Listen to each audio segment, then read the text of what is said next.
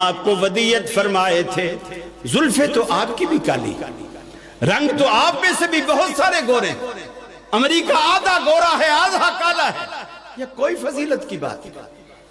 ہمارے مولوی بھی بہت سارے سر لگا لگا کے واللیل دیاں زلفاں والا، وضحا دے مکھڑے والا، تاہا دیاں تاجاں والا، یاسین دے سہریاں والا، یہ کس مفسر نے قرآن کے حروف مقطعات کی یہ تفسیر کی ہے کہ تاہا سے مراد تاج ہے، لیل سے مراد نبی کی زلفیں ہیں، وضحا سے مراد نبی کا چہرہ ہے؟ کس نے کہا؟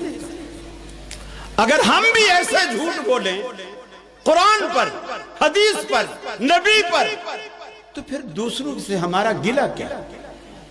دوسروں سے پھر ہمیں فرق کیا رہ جاتا ہے؟ میرے بھائیوں، آپ اہل حدیث ہو، اہل حدیث بہت مقدس نام ہے، اس کی قدر کیجیے، اس کی